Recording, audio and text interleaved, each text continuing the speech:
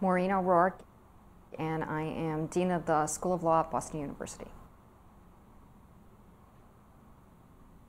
So my parents went to high school, and that was as far as their education went. And my dad worked at IBM for at least 35 years, and my mom worked for the phone company. So we were the first generation, my sister, my brother, and I, to go to college. And the thing I think that was amazing about it is we were from a small town, but there was never any question about whether this was something we would do or could do.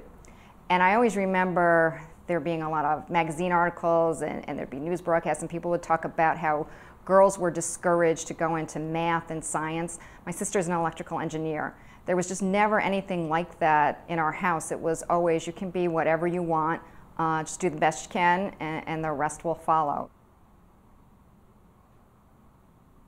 So I don't know that I ever had a big career plan when I started college. My brother was an accountant and told me I would like it, so I decided, okay, I'll take accounting and see how I like it. And after I graduated, I worked in accounting for IBM. I got bored with that pretty quickly, and I thought, well, this would be a great career to combine with law.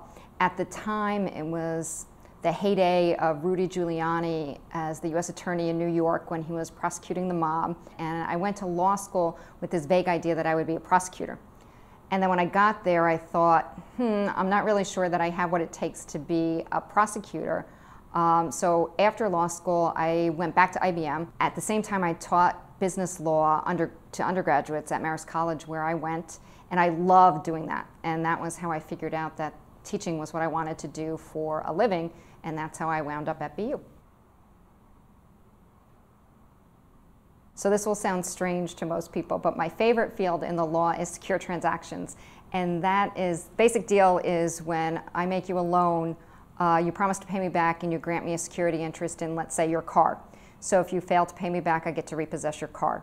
And there's a whole set of law that regulates that, and a lot of commercial financing runs under Article 9. As I like to say to my students, whenever you go to CVS and you buy something, that good is finance, but you never worry about the lender coming after you to repossess your toothpaste, and you have Article 9 to thank for that. I like it because it's like a jigsaw puzzle. It's very nicely organized, the pieces fit together very well, and very often the answers are clear.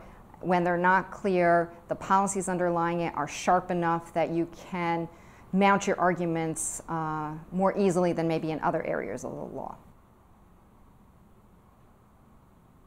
So I really enjoy a couple things. One is meeting the alumni, because they have gone on to really interesting careers.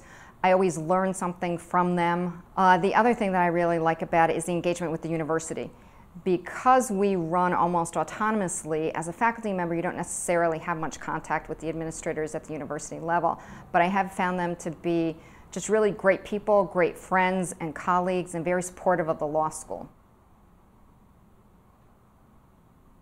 I hope to be in my current job for a few more years, and in that job I hope to at least get a good start on building a new facility right next door that will serve primarily as a classroom and student study space. We need also to continue diversifying our curriculum and providing our students with a greater range of skills, and also to provide them with more experiential learning opportunities as well.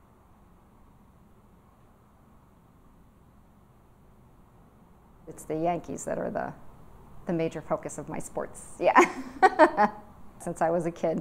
Oh gosh. So I think I first clued into them around 1976. That would have been the, Thurman Munson, Chris Chambliss years when they went back to the World Series after a long drought, and I've followed them ever since. They're the team that I live and die with.